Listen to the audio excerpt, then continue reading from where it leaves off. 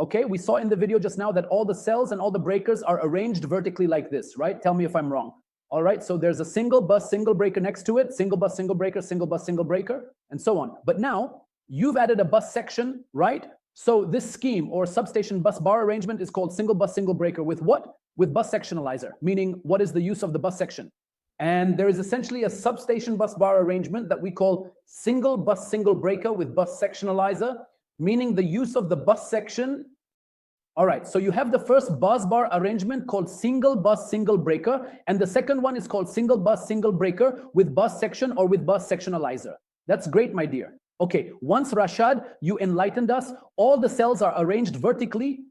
How is it that now when you came to draw for us here, you drew the bus section horizontally like this? How did you draw it horizontally when the breaker is actually installed vertically, right? Am I wrong? Right, so this is the breaker for the bus tie or the bus section. Okay, it's coming from above, a part of the bus bar as we saw in our panel. The lower part of it is supposed to go to a cable because now this is a bus section. A bus section doesn't connect with a cable, and what does it connect with? It connects with another adjacent bus bar. So how does this bus connect to that bus? How does it connect? You need just a cable from the bus above to the bus below. There are two ways to connect a cable. There is a method, engineers, that we call the bus riser. Bus riser means bus riser. Riser is like the rising or ascent of something. So what do you do here? You bring a structure like the one you saw in the video, but there's no breaker, nothing at all. What's in it? The bus bar continues all the way down. So it consists of bus bar pieces in red, which I drew for you. This is called a bus riser. Why is it called a bus riser? Because it connects between the lower part of the bus section to the upper part of the adjacent cell. It takes the bus bar from a lower level to an upper level, which is why it's called a bus riser. It's rising with what? It's rising with the bus bar. So it's a structure like the one you saw in the video, but it doesn't have anything, no breaker. No cables or anything are connected to it. It's the same bus bar we saw, the three phases like that. If you put a breaker on it and it stands up to here for the breaker, it becomes the part that connects between the bus bar and the cable part. No, here it continues straight under the bus bar. So it's a part of the bus bar. In the shape of the letter you see, what do we call it? We call it the bus riser. What do we call it? The bus riser. Beautiful, guys, nice. In other stations, like in oil companies and others, they call it something else.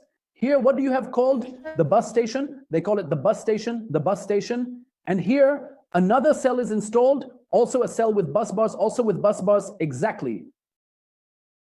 But their arrangement is that the panels are facing each other. What does it mean that the panels are facing each other? It means you have a set of cells like this and a set of cells like that. So here you have these cells running on one bus bar and you want to connect them with the bus bar opposite them. This bus bar is not on the same section with them, meaning it's not a set of cells aligned in a single line of 20 cells. No, it's 10 cells here and 10 cells aligned opposite them on the other side. All right, so how will I make this bus riser? No, there is no bus riser. You only have a bus section. But this time it's not called a bus section, it's called a bus coupler. Why is that? Because a bus section means that you have divided the bus bar itself into two sections side by side, right? But when you have one bus bar and another bus bar, it's exactly like the idea of a boy and a girl connecting them with a cable. They tell you this is a cable. So it must be two different types. Here is a bus bar and here is another bus bar in a different place, not on the same line. So the bus coupler is installed here, or what is known as a bus section, but it's called a bus coupler. On the other side, another cell is installed with a bus bar, and they are connected with an underground cable. The distance from here to there could be 10 meters, 20 meters, depending on how far apart they are. In this case, it's not called a riser, and as Mr. Rashad Schwanz calls it, for the young people working in instrumentation in oil companies or elsewhere, instead of calling it a bus riser, they call it a dummy coupler. Dummy what? Dummy coupler, exactly. So this is called a bus coupler. And instead of a bus riser, it's called a dummy coupler. It's nothing more than an empty cell with only a bus bar section ending with a cable. Here at the bus section, it also ends with a cable. Previously at the bus section, you would connect a bar in place of this cable and lead it into the adjacent cell, which is also a bar going upwards. So we used to call it a bus riser, but not this one. Here, there's a panel and another panel facing each other. So I exit with a cable to go to the other cells. I exit from the bus with a cable to something called a dummy what? Dummy coupler. Beautiful, engineers, very nice. Okay, engineers, what are we going to focus on? we will focus on one of these feeders, which we will study. Let's say the feeder we will use is the capacitor bank feeder, because when I studied high voltage with you, I taught it to you based on a double bus, single breaker transformer scheme. So what I want to give you is interlocks that look different for a capacitor bank. Is that clear? For what? For a capacitor bank. Very nice, very good. Okay. Now you understand how the topic is going for you. So it tells you what types are there. Here, in the presentation, it will tell you what types of feeders you have. So of course, you either have an incoming or an outgoing feeder. Or you might have something called direct incoming outgoing. What is this direct incoming outgoing? At that time, engineer, in the stations, you might have, for example, this station has only one transformer that supplies the station's auxiliaries. So for this transformer, you bring a cable, for example, from 13.8, and you want it to step down to 388 volts to supply the station's auxiliaries. So now you can't connect your cable directly to it and have it output 3800 like that immediately. You first connect them to a bus bar, and from the bus bar, you go to the transformer. When you go to your bus bar, you are entering a bus bar, right? So you enter through one of the feeders, which is like this one called incoming, right? So when you want to exit, or let's say exit with a similar feeder setup, there will be a breaker, which will be costly for you. Why? Because the purpose of this bus bar is just a single connection point, one in and one out. So there's no need to use two feeders with two circuit breakers. Why? Because you are controlling only one load. Therefore, it's sufficient to have your circuit breaker as the one that controls the following. So let's see what this means. Also, for some of the young people who might not have fully grasped it, you currently have a transformer here. Very good. Okay, here's what happens next. What happens is that you want to provide power to this transformer. Now, for this transformer, you have a passport here. All right. So you have a cable that you'll bring, which is 13.8 kilovolts to supply this transformer. So you will come to this cable. So you come here and take a double circuit breaker here like this. All right. And you exit here on your cable. And of course, you have your ground. All good, my dear. So when I come to exit here, should I also exit with another double circuit breaker? No, there's no need. Disconnect this and exit from here by cutting the bus bar. And at the end of the bus bar, connect a cable here to the transformer. Why? Because you have one incoming and one outgoing. So it's enough that if you disconnect the switch, you have disconnected from the transformer.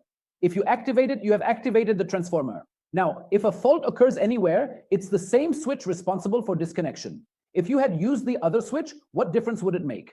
If you use the other switch to connect or disconnect, you would connect or disconnect this. Now, if you disconnect this, would you leave this one running? Who would you leave it running for? Do you have any other feeders? No, I don't have any feeders. So it's the same. And you saved yourself the cost by choosing what? The type called what? Exactly. Very good. So what's next, engineer? Then I have another type that can read the voltage and can read the current. You might say, but this one reads voltage and current. Not necessarily. I'm telling you there's a type directly, and there is a type that has quality and current transformers to measure the voltage and current so that we can read it on our protector or meter. So the bus tie here, the bus tie, which is the bus section, we all know it, and we talked about the bus riser. Now, engineers, regarding the bus riser, they said instead of leaving the bus riser empty like that, just a panel piece with copper, what do you think if we put an earthing switch on it? Why put the switch on it? To ground this bus bar, because when I come to do maintenance on my bus bar itself, the bus bar itself might also have static charges or could have charges due to the load that was on it. For example, if it had a load on it, it would naturally lose the charge on this bus bar. And when I come to touch the bus bar, what will happen? It will cause an electrical shock. At the same time, the adjacent bus bar, due to the fact that it has voltage on it, it might create an induced voltage here. Exactly, it will create an induced voltage through the magnetic field, because if I touch this bus bar and my body touches the ground, I have essentially created a closed loop and I will start to experience an electrical shock. Of course, it's as if I'm not touching the full voltage, meaning I'm not touching the full 13.8% voltage, but the induced voltage that will be on it will give me an electrical shock. So this bus bar needs what? It needs to have insulation. So I will use this bus riser to put the insulation of the bar. As for the other bar, which doesn't have a bus riser, where do I get insulation for it? Here I install a cell. What is this cell? This cell is what we refer to here as the measurement, which is a cell. This cell consists of a piece of bus bar that is connected to a voltage transformer and also has grounding. So this grounding will ground the bar, and at the same time, I want to measure the quality present on the bus bar. So I measure it through this voltage transformer. So these are different types that I have. Someone might say, no engineer, I have a type called auxiliary transformer and a type called capacitor bank and a type called transformer incomer and a type called feeder. No, everything you're talking about falls under something called either incomer or the beautiful you.